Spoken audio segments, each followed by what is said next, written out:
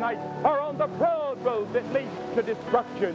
And tonight, I would say with Moses, I would say with Joshua, turn, repent, choose God, serve Him, live for Him. That is the message of God tonight to this great audience of people at Yankee Stadium.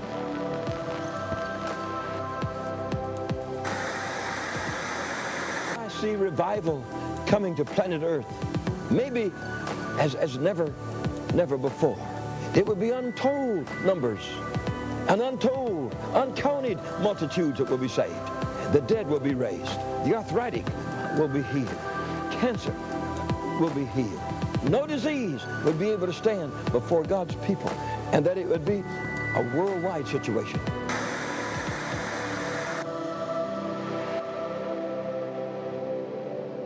There's a church that doesn't just know about God, they know God. They don't just believe in His power, they carry His power. God will shake the United States of America one last time, not by might, not by power, but by my Spirit.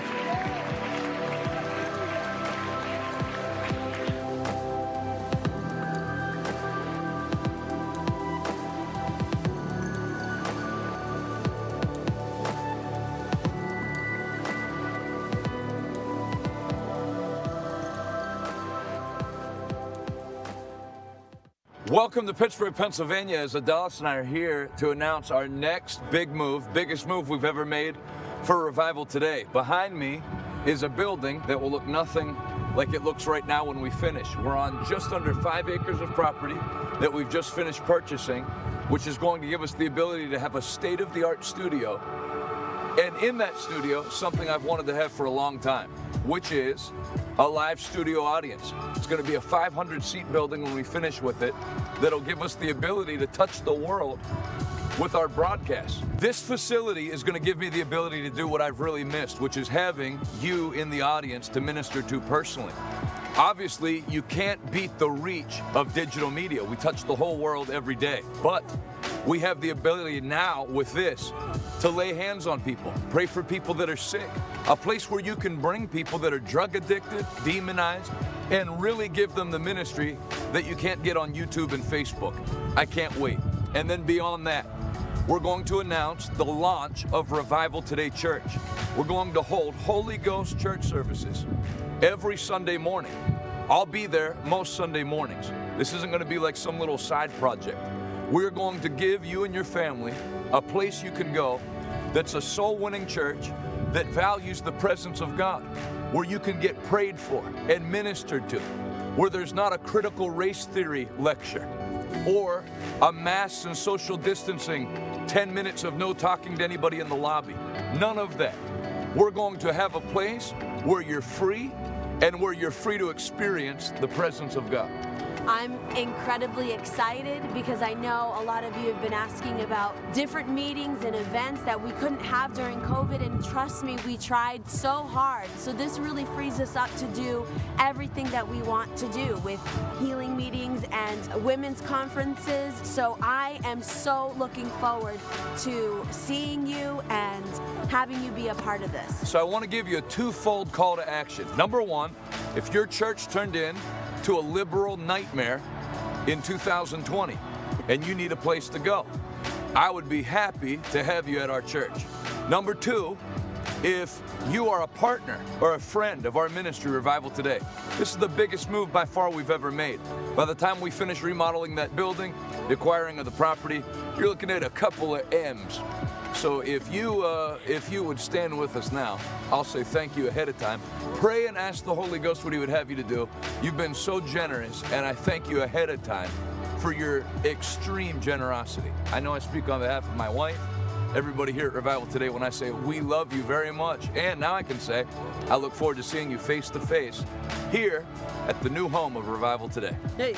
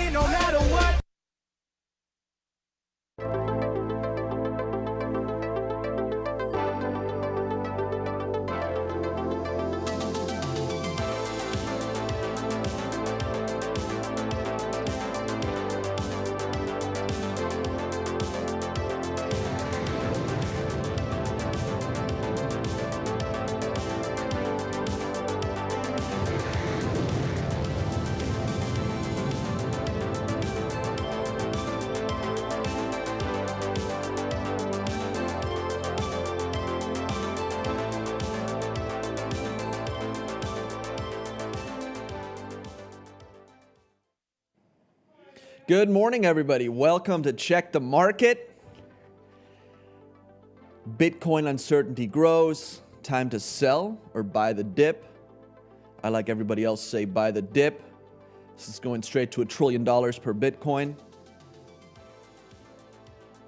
Good morning, Pastor from Pakistan, Pastor Masi, Luiso from South Africa, Barbara, Matthew, Ninja Buddha in the house, Christophoros in the house, Linda S., Rosie.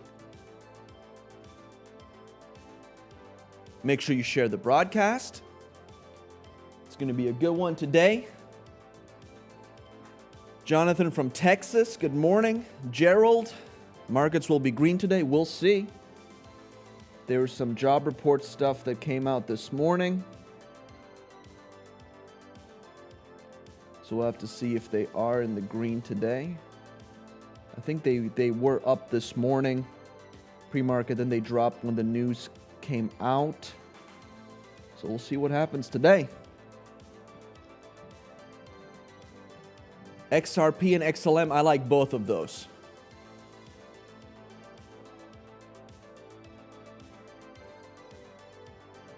From India, Ritu Stanley from India, welcome. Thanks for watching. Bonnie from Florida, and Mart from Johannesburg, South Africa. Welcome, welcome everyone. Make sure you share the broadcast. And let's get into it. Mutual fund returns. Expectation versus reality. Those are the expectations. When I see that it has an 11% return, then that's reality. After you're taxed on it and they take fees out and everything else. That's what your mutual fund returns are actually like. Thank you, Nick. Continue. Elon Musk owns these 3 cryptocurrencies. He also said Tesla and SpaceX own Bitcoin. So that was news that came out this morning or last night. He was talking with Jack Dorsey from Twitter about cryptocurrencies. And Kathy Wood put in her 2 cents as well. So let's take a look at the article.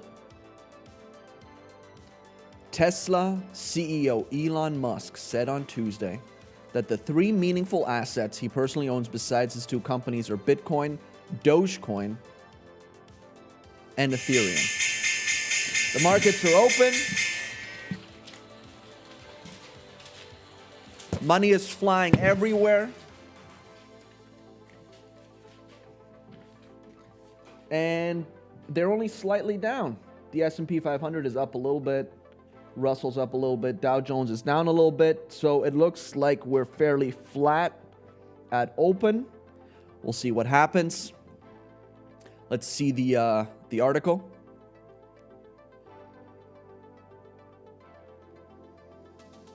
He also said Tesla and SpaceX own Bitcoin during a cryptocurrency-themed discussion hosted on a website for a Bitcoin-focused initiative called The B Word on Tuesday, along with Twitter CEO Jack Dorsey and ARK Invest CEO Kathy Wood.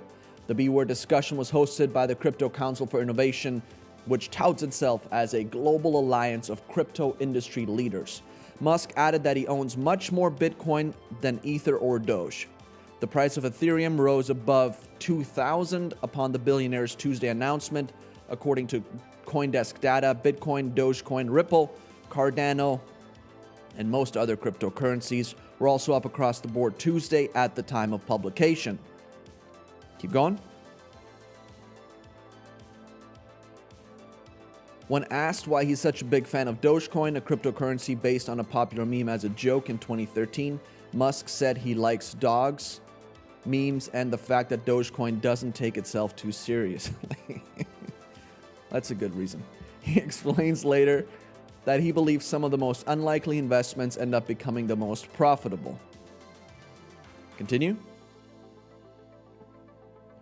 In April of this year, Dogecoin saw more than 500% price surge, due in part to attention from Tesla CEO Elon Musk, making Dogecoin a household name for crypto investors at least. As for Bitcoin, Tesla announced in February that it was acquiring $1.5 billion worth of the cryptocurrency and would accept it as payment. Musk later backtracked on the decision, saying the crypto's use of energy was a threat to climate change, and the automaker would no longer accept it as payment. Critics accused Musk of manipulating the market through his praise and criticism of the coin, as well as his unwavering support.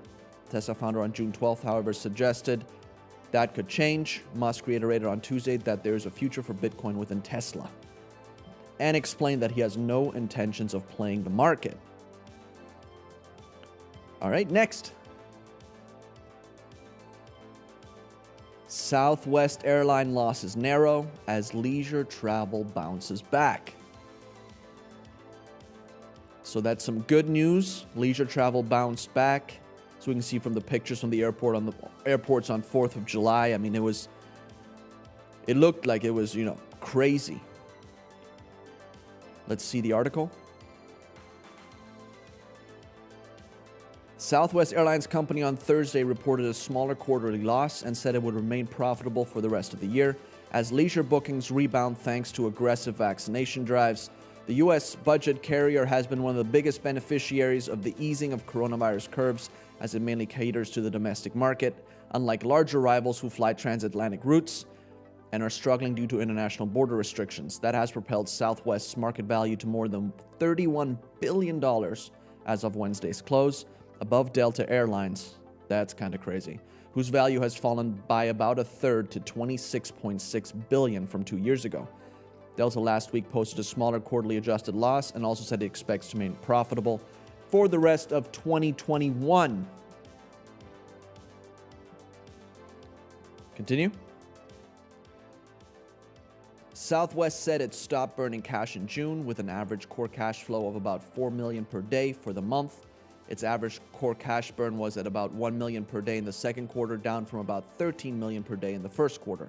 June leisure passenger traffic rose above June 2019 levels, while passenger fares were on par with the same period 2 years ago. Chief Executive Officer Gary Kelly said, adding that the company expected to see further improvement in July.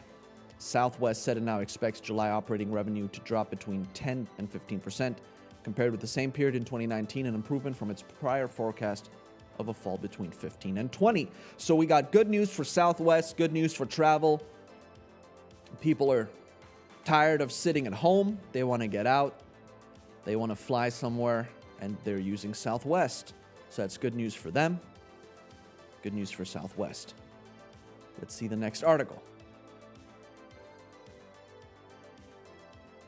AT&T, which has been on one of our stocks to research lists, forecast for revenue, HBO Max as business recovers from the pandemic. Continue.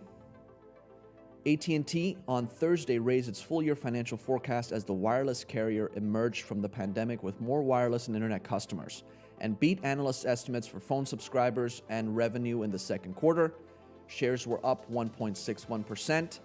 The results come as AT&T is unwinding its heavy media investments to focus on its original business of providing phone and internet services. Ahead of closing its deal to combine its media content in a deal with Discovery, AT&T said Warner Media continued to attract more customers to streaming service HBO Max and notched higher revenue as live sports and televised events resumed from the pandemic. Continue. The company added 789,000 net new phone subscribers who pay a monthly bill during the quarter ended June 30th, blowing past Wall Street's estimate of 278,000 new subscribers. According to data from research firm FactSet, the wireless carrier had lost 151,000 subscribers in the year-ago quarter at the height of the pandemic. Warner Media added 2.8 million U.S. subscribers for its premium channel HBO and streaming platform HBO Max during the quarter, thanks to new movies like Lin-Manuel Miranda's In the Heights and Mortal Kombat, which is based on the popular video game. So AT&T is doing good. Jonathan says the World Economic Forum is looking at Ripple's native currency XRP as the most relevant cryptocurrency in the emerging central bank digital currency space. XRP has been looked at. I believe the IMF, the World Bank, they've all been working together with Ripple because they're the technology and the foundation of the cryptocurrency is very good and very quick, so you can transfer money very quick. We're actually gonna have a Crypto Friday tomorrow, and we might have a guest on that can. So if you have any questions about cryptos, he knows way more about that than I do, and he's actually researched XRP fairly extensively. He's the one who got me into XRP. I like XRP. In Roth account investments, we've gone, I mean, there's a couple of stocks to research that have gone over the past couple of weeks that would be good for your Roth. A couple of funds that you can invest in. Let me take a look here at the one. VWINX, the Vanguard Wellesley Income Fund. It's had an average return around 9.67% since inception in 1970. So if you're looking at investing in a fund, that would be it. If not, I would just include some high risk, low risk stocks to invest in your Roth account. Maybe something with dividends like AT&T that we talked about today. They have a great dividend, and they're actually fairly cheap right now. Something that can continue growing with dividend reinvestments. I would go over, you can check some of the previous episodes. I have some stocks to research in there. It's usually towards the end, and there might be some that are worth researching for you to invest in for your Roth account, Sandra. All right, next. Salesforce closes $27.7 billion acquisition of Slack. I was talking to somebody about Salesforce on Sunday, and they're actually very interested in this stock. They think it's going to go up. We'll see what happens there. They just bought Slack. All right, let's see the article. Software giant Salesforce CRM officially closed on its $27.7 billion record acquisition of messaging app Slack Technologies, WORK, on Wednesday, as the company bets big on digital work from anywhere future. Together we'll define the future of enterprise software, creating the digital headquarters that enables every organization to deliver customer and employee success from anywhere, Salesforce CEO Mark Benioff said in a statement. Slack's co-founder and CEO Stuart Butterfield, who will continue to lead the company, says the deal, once-in-a-generation opportunity to rethink and reshape how and where we work. Salesforce and Slack are uniquely positioned to lead this historic shift to a digital-first world. I could not be more excited for what's to come, Butterfield added. Continue. In December, Salesforce signed a definitive agreement to acquire the popular messaging software Slack Technologies in a cash and stock deal worth $27.7 billion, making it Salesforce's largest ever acquisition. Last week, the Department of Justice told the company it closed its antitrust investigation of the deal, giving the green light for the transaction's close. As companies debate the future of work post-COVID, Salesforce said companies learning last year that if you don't have a digital way to connect with your employees, customers, and partners, you don't have much of a chance of surviving. So Salesforce, ticker symbol CRM. You can research that, see if that's something that you're interested in. Shares of Salesforce are up 7.9% year to date, which is not as much as most companies for this year.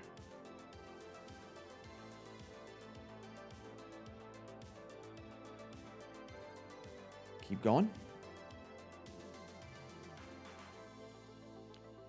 All right, Bitcoin.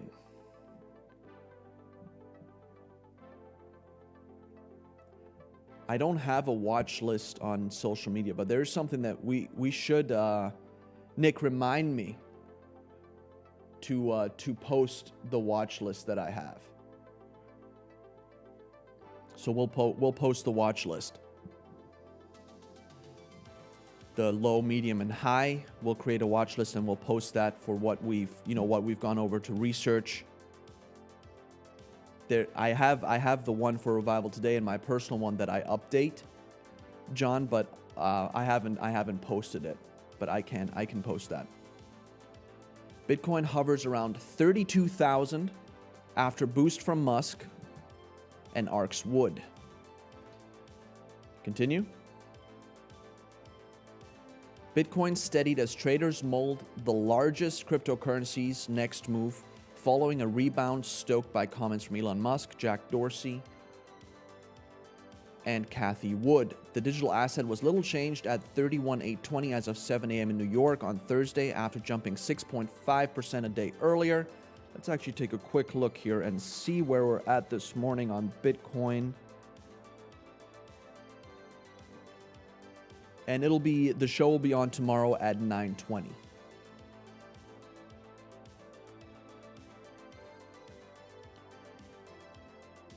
Looks like Bitcoin is up slightly, not even 0.25% today. And the market, it's fairly flat, just like the market. Tesla already owns Bitcoin, but Chief Executive Officer Musk revealed at a conference on Wednesday that his space exploration company SpaceX also does. He added that we already went over that. Wood said corporations should consider adding Bitcoin to their balance sheets, while Dorsey described it as resilient. Keep going. Yesterday's debate did undoubtedly provide some comfort to the markets, said Ulrich Licke, executive director at crypto hedge fund ARK36. However, the jury is still out on whether this positive spark will bring enough confidence to change the direction of the markets. Some 1.3 trillion has been wiped off the market value of cryptocurrencies since mid-May. Bitcoin has faced a range of obstacles, including stepped-up regulatory scrutiny in China, Europe, and the US, which is actually, I think, good for the US Bitcoin-based companies that they're cracking down on it in China, because there'll be more opportunity for people to get into it here. Investors have also generally become more cautious about speculative assets. Keep going.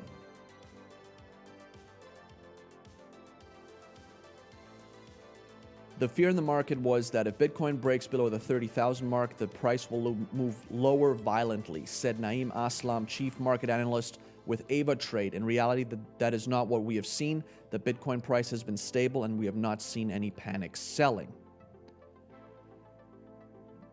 The latest bounce reflects the third time since late 2019 that Bitcoin has found support at its 55-week moving average. All right, next. Crypto Fear and Greed Index taps low at extreme fear. Bitcoin technicals point to uncertainty. Let's see the article. On Wednesday, following the drop below the 30,000 region, Bitcoin's price has rebounded more than 8% since Tuesday's low. Meanwhile, the sentiment metric recorded by the Crypto Fear and Greed Index, CFGI, is extremely low, pointing to extreme fear in the market. Despite being a scary term, the time is usually the best time to obtain assets for a lower price. However, data from TradingView's technicals show Bitcoin is still in the sell range, while Bitcoin market oscillators are more neutral. The price of Bitcoin tapped a low of 29,300 on July 20th, and since then, the price has managed to jump back above the 32,000 handle. Despite the rebound, there's a lot of uncertainty within the crypto space as far as short-term Bitcoin price predictions are concerned. We're not so worried about the short term, more worried about the long term for Bitcoin. We had an article on that yesterday. Some people were thinking it's going to go up to 4 million. We'll see about that. Continue. Some believe the price may plunge to the 20,000 range zone again, and others believe a rebound is in the cards and the next trajectory will be well above the $64,000 all-time high. I believe they were saying 100 and something thousand by the end of the year. Was it 168,000? Something like that. Most traders who believe this rebound could happen think that today's Bitcoin price movements are eerily similar to the prices Bitcoin saw in 2013. At that time, Bitcoin plunged to $50 per coin after skyrocketing well above the $200 handle in mid-May 2013. How many of you would have loved to get it at that price? If Bitcoin breaks resistance and stays above 32.5, we should see continuation up to 34.5. If we fail at 32.5, we should be back down to 30. This is short term.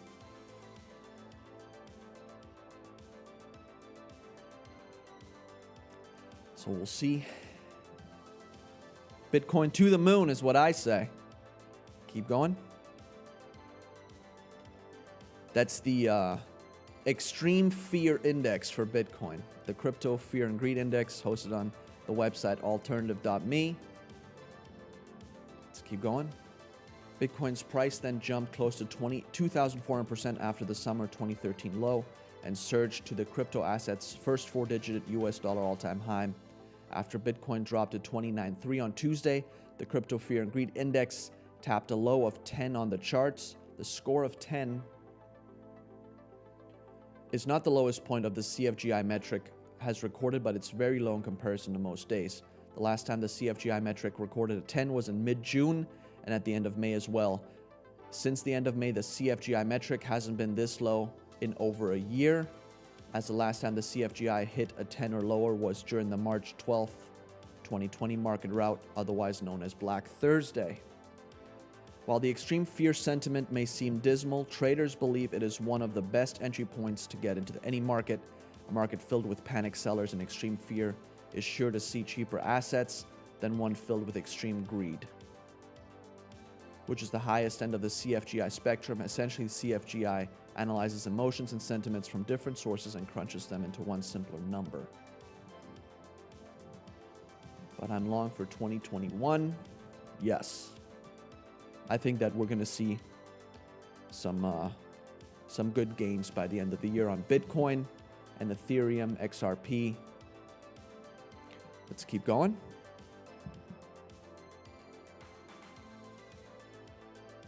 So it looks like technical analysis, it's still in the sell range. Keep going.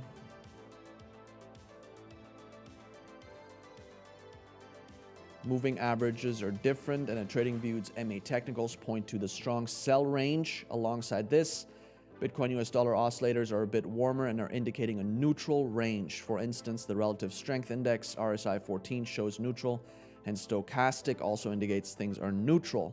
All the moving average indicators suggest the sell range, while the simple moving average and the exponential moving average are in the buy range. As far as Bitcoin US dollar oscillators, the only signal for buy is the momentum indicator, but the moving average divergence, a trend that follows momentum, is recorded as a sell on Wednesday.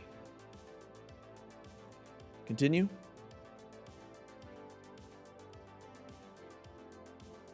Delta Exchange CEO says 30K has proven to be a reliable support since May. Bitcoin has been grinding lower since the start of the month. Bolani said volatility has compressed significantly with a lower range. Bitcoin is trading in the significant support zone of $29,000 to $31,000.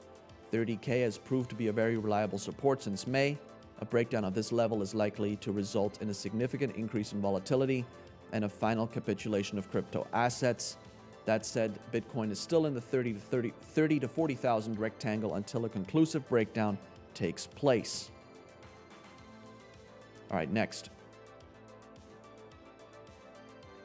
No one, absolutely no one, crypto YouTubers. Buy the dip, we are rich.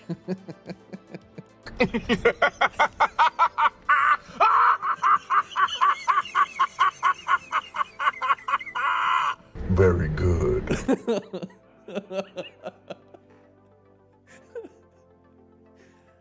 The one guy was saying crypto is going to $1 trillion. Bitcoin going to 1 trillion. I hope he can use those trillions to do some dental work.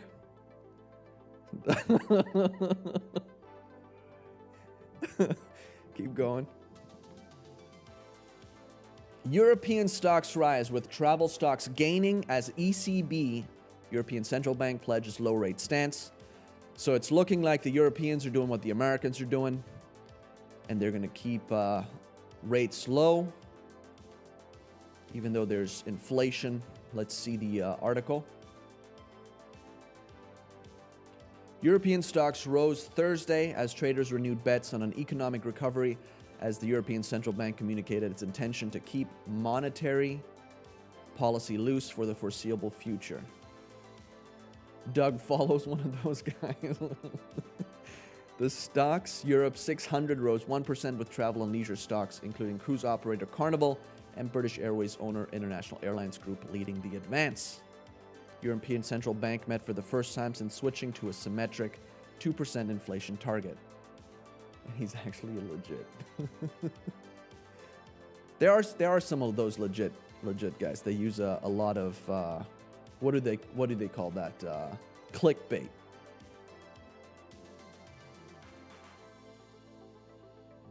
Keep going. All right, next. Surprise gain in jobless claims shows U.S. labor market churn. So this is why stocks are mixed today. At least that's what they're saying. Let's see. Applications for U.S. state unemployment insurance rose unexpectedly last week by the most since late March, underscoring week-to-week volatility in an otherwise improving labor market. Initial jobless claims in regular state programs totaled 419,000 in the week ended July 17th, up 51,000 from the prior week. Labor Department data showed Thursday the median estimate in a Bloomberg survey of economists called for 350,000 new applications. Let's see the article. Okay, keep going. Continuing claims for state benefits fell to 3.24 million in the week ended July 10th. The unexpected jump in initial jobless claims reflected outsized increases in 4 states: Michigan, Texas, Kentucky, and Missouri. While a number of factors make seasonal adjustment of the weekly data difficult, the rapidly spreading Delta variant of COVID-19 could inject further volatility into the figures in the coming months. The initial claims figures coincide with the survey period for the Labor Department's monthly jobs report. A majority of states reported declines on an unadjusted basis from the prior week, including New York, Oklahoma, and Tennessee. Nearly half of U.S. governors have ended all 3 of the federal unemployment benefit programs created during the pandemic before their expiry in September, arguing the supplemental aid is holding back job growth and preventing businesses from filing a record number of job openings. Keep going. PG&E. We've heard a lot about PG&E these past couple of years. Their faulty equipment is what causes a ton of the wildfires in California. So they're finally going to come to their senses and bury their power lines. It's going to take at least $15 billion. And if they say $15 billion, it'll probably take $35, $40 billion. PG&E said only that burying the lines will take several years.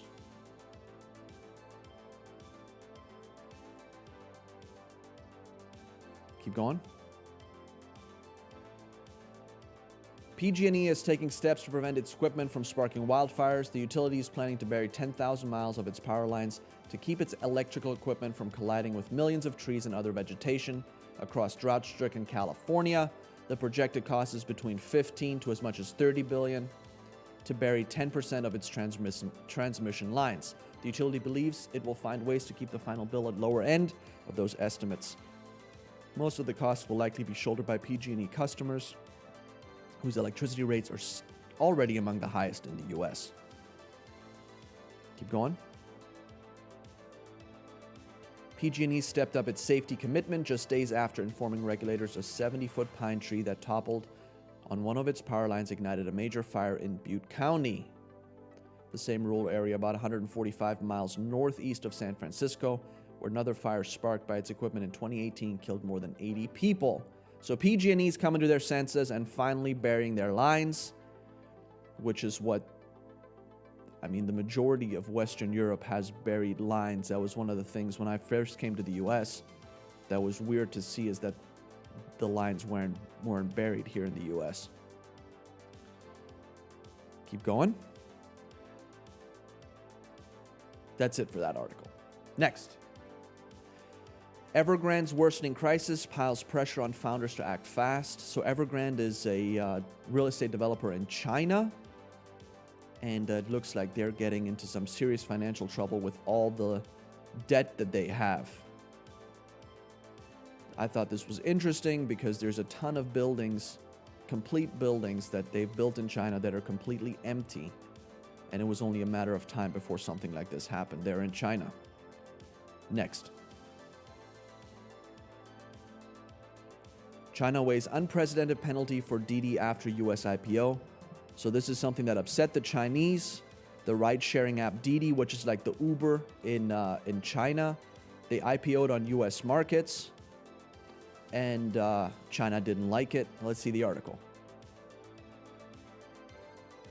Chinese regulators are considering serious, perhaps unprecedented penalties for Didi Global after its controversial initial public offering last month, according to people familiar with the matter. Regulators see the ride-hailing giant's decision to go public despite pushback from the Cyberspace Administration of China as a challenge to Beijing's authority, and now they're going to make them pay. Asking not to be named because the matter is private, officials from the CAC, the Ministry of Public Security, Ministry of State Security, and the Ministry of Natural Resources, along with tax, transport, and antitrust regulators, began an investigation on site at the company's offices, the cyberspace watchdog said in a statement. Regulators are weighing a range of potential punishments, including a fine, suspension of certain operations, or the introductions of state-owned investor. People said also possible is a forced delisting or withdrawal of Didi's U.S. shares, although it's unclear how such an option would play out. So it's time to take a look at your portfolio. It looks like the Chinese are going to start cracking down. China, China, China, China, China, China, Yes. China, China, China. China, China, China, China. So China cracked down on Bitcoin. Canada said China declared war on Bitcoin. And now they're doing it with technology companies that are listing on foreign exchanges. They want everything to be on their exchanges, Hong Kong, Shanghai, to keep money flowing into the country instead of them taking money from investors outside of the country. That way they can regulate everything. I think this is, in the long term, not going to play out very well for China. Next. Major crypto mining company Core Scientific going public on NASDAQ with a $4.3 billion valuation. So we have Mara and Riot, the two major ones already in the US, and now we got Core Scientific, another mining company that wants to go public on the NASDAQ. Let's see the article. Core Scientific Holding Company, one of the largest blockchain hosting and digital asset mining companies in North America, announced Wednesday its plan to go public on NASDAQ via a special purpose acquisition company. The crypto firm has entered into a definitive merger agreements with Power and Digital Infrastructure Acquisition Corp, XPDI. So that's the ticker, XPDI, a publicly traded SPAC backed by the world's largest asset manager, BlackRock. Under the agreement, XPDI will acquire Core Scientific. The combined company is expected to operate as Core Scientific Inc. and remain a publicly listed company on the NASDAQ stock market. Keep going. The announcement states the transaction acquisition values the combined company at an implied, fully diluted pro forma enterprise value of approximately $4.3 billion. Core Scientific described itself as a 100% net carbon neutral, vertically integrated blockchain infrastructure and mining company. It has operations in North Dakota, North Carolina, Georgia, and Kentucky. So there you go. Core Scientific explained that the company's blockchain infrastructure business is backed by more than 70 blockchain and infrastructure-related patents and applications. So that's something you might want to look at if you're interested in that. XPDI. We'll see what happens there. Next.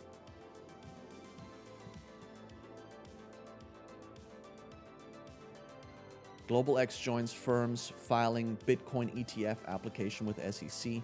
The fund manager filed a proposal with the SEC to list the Global X Bitcoin Trust on the CBOE BZX exchange. Let's see the article. New York-based fund manager Global X Digital Assets has joined the list of firms applying to file a Bitcoin exchange-traded fund. The U.S. There's a bunch of companies that are doing this. The fund manager filed a proposal Wednesday with the Securities and Exchange Commission to list with Global X Bitcoin Trust on the CBOE BZX exchange. The ETF will reflect the performance of the price of the world's large cryptocurrency, less the expense of the trust operations, according to the filing. The SEC is now reviewing more than a dozen similar applications and has approved none. Some have had their formal application windows extended on more than one occasion. SEC Chairman Gary Gensler raised concerns before Congress about market manipulation in crypto and investor protection.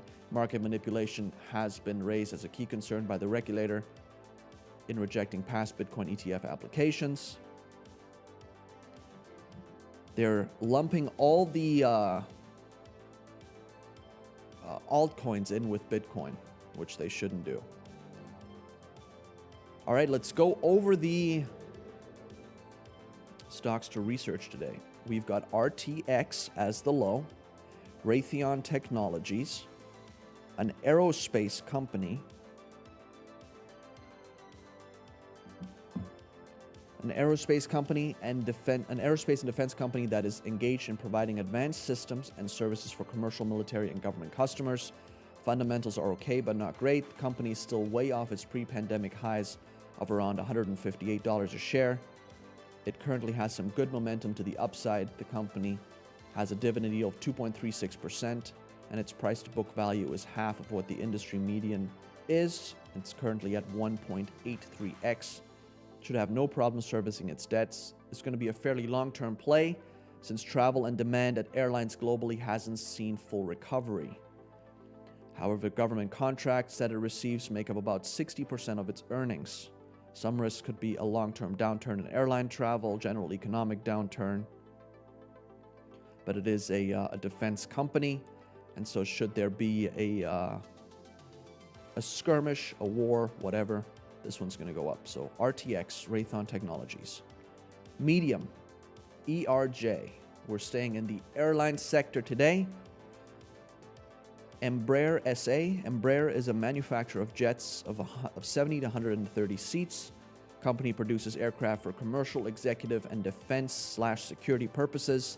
They're based out of Brazil with U.S. headquarters in Melbourne, Florida. It's a good long-term, medium, high-risk play. The company is still off its pre-pandemic highs of around $28 a share, currently trading around $14 a share. Revenue has not been great in the past couple years, but the company has seen growth since 2018. So the revenue went down 2017, 2018, but it's been going up steadily since, and its share price was much higher in 2018, even though they weren't making as much revenue. It produces the world's best-selling light jet, executive jet, the Phenom 300, currently trading at 0.87x price to book value, so it's considered a discount. It's trading below book value. Debt is right around industry norm.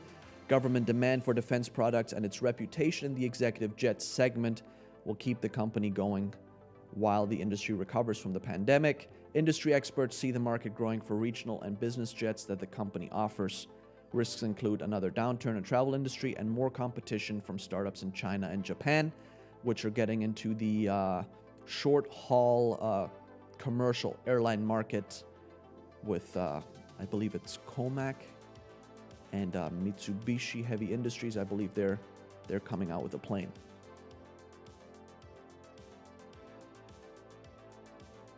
Don't count on a Bitcoin ETF. Did the same thing in 2017. Need to have the crazy bet of the day. Well, there is one. They were talking about it on Wall Street Bets. Clover, CLOV, a highly shorted stock, around 32.45% of the float is shorted. Currently a highly discussed stock on Reddit's Wall Street Bets. That's all I saw this morning when I was going through. It's just CLOV to the moon, everything to the moon. So what they're saying is their goal is for it to hit $28. It's currently at $9, and it started off with a huge spike, but it's gone down. It's only up about 2% right now. It was up over 6% pre-market. So we'll see what happens there if they can keep on pumping this stock. I know that saw an article about it that Jim Cramer said that everybody should pull their investments out of Clover, which tells me that he might be shorting the stock. It's trading near its 52-week low. 52-week low was around $6 back in February. And now it's up to $9. So take a look at Clover if that's something you want to get into today. Looks like it keeps going down. And let's go over the tip of the day. Oh, yeah. Tip of the day.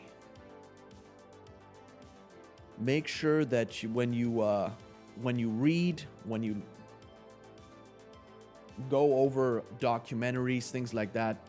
We had some comments about this yesterday, about, you know, people in power, even though they're, you know, they might be considered not good people, they still know how to make money. So I would still, you know, read their books. Doesn't matter what, you know, what Warren Buffett does in his private life. He knows how to invest. So I still read his books, and like Evangelist Jonathan says, I eat the meat and I spit out the bones. They have knowledge and about business that you can use to build wealth yourself. So that is the tip of the day. People like, you know, documentaries on like J.P. Morgan and people like that, Warren Buffett. They know Jamie Dimon. They know how to make money, and they have vast business experience that you can learn from yourself. And you can eat the meat and spit out the bones. All right. And this weekend, Hobbs, New Mexico. Evangelist Jonathan is going to be there. So if you can make it out to the meeting, if you're anywhere in that vicinity, Texas, Arizona, make it out to Hobbs, New Mexico at Choose Life Church. Sunday at 9:30, and again at 6:30, and then Monday through Friday at 7 p.m. And if you enjoyed the show and you love everything that we do here at Revival Today, you can partner with us. We feed 1,200 kids per day. Overseas, we're currently in the process of building a church here in Pittsburgh, Pennsylvania. And if you want to donate, we're going to give you this beautiful mug that we have here sitting in front of me. Check the market mug right here. It's not going to be filled with gold. It's going to be empty. But you can fill it with your favorite beverage, coffee, tea, whatever you want. You can go ahead and fill it out. Fill it up with your favorite beverage, Red Bull, whatever you want, you can put in there. There it is. Look at that. And you can fit your whole hand into the handle, which is important.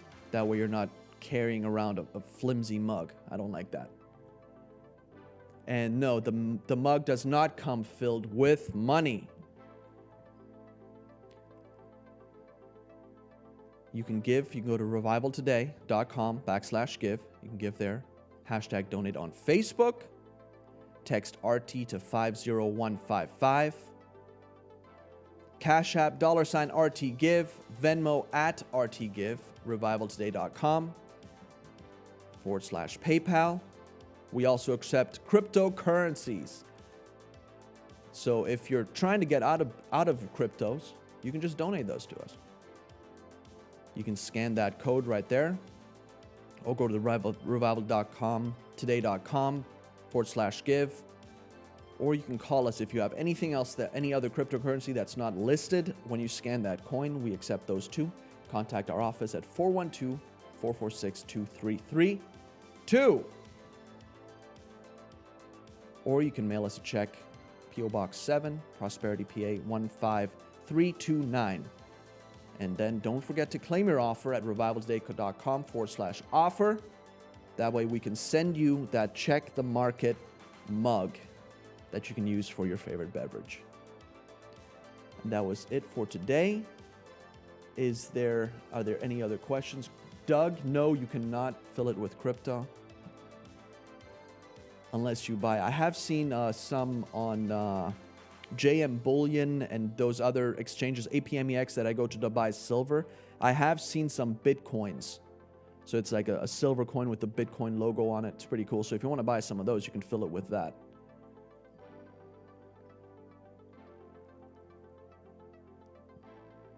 Well, it's been fun. What a great day. And the markets are, I mean, they're still basically where they were. So we'll see what happens by the end of the day. But all you guys have a great day, and I'll see you tomorrow for Crypto Friday. See ya.